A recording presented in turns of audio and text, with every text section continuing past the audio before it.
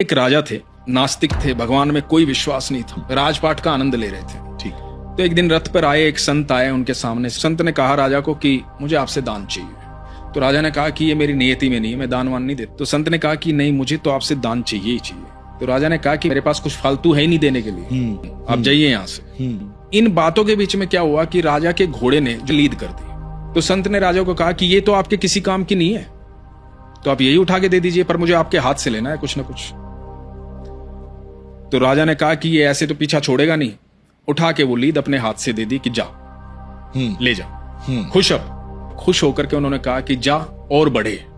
अगले दिन सुबह राजा बालकनी में बैठे अपने राजमहल की, और बड़ी बदबू आ रही।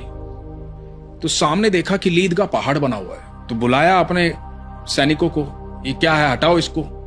वो हटवाया गया, लेकिन वो फिर बन गया। बदबू फैलती जा रही है, समझ में नहीं आ रहा राजा के।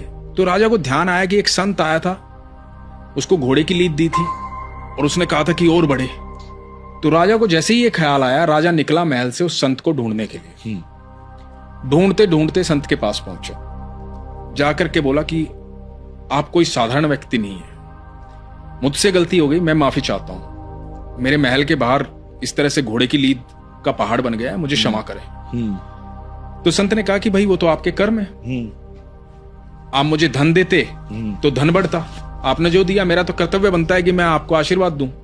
तो मैंने आपको इस तरह का आशीर्वाद दिया, तो अब आपका ये बढ़ रहा है, तो ये तो आपके कर्म है, आपको भोगने पड़ेंगे। राजा ने कहा कि महाराज मुझे क्षमा करें, मुझसे गलती हो गई, अब मेरे अंदर वो सुधार आ जाएगा, आप निश्चिंत रहें, तो कुछ तो निवारण होगा इसका। तो संत ने कहा कि हाँ निवारण है, लेकिन मुझसे कोई प्रश्न नहीं पूछेगा जब तक निवारण ना हो जाए। ओके। तो राजा ने कहा कि ठीक है। तो संत ने कहा कि जा अपनी प्रजा में कुछ ऐसा फैला दे कि लोग तेरी बुराई करने लग जाए। अब राजा वापिस आया, राजा ने बातें ऐसी फैलवा दी कि सब जगह राजा की बुराई हो रही है। इधर जब सुबह बालकनी में देखा तो पहाड़ जो है वो साफ हो चुका है।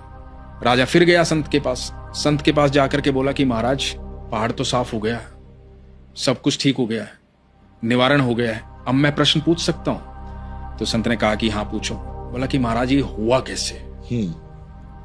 तो संत ने कहा कि जब लोग तुम्हारी बुराई कर रहे थे ना, तो तुम्हारे प्रारब्ध को काट रहे थे, तुम्हारे बुरे कर्मों के हिस्सेदार बन रहे थे, तो तुम्हारे सारे प्रारब्ध उन लोगों ने खत्म कर दिए, इसलिए ऐसा संभव हुआ। तो आज के बाद कभी कोई बुराई करे तो उनका धन्यवाद करना।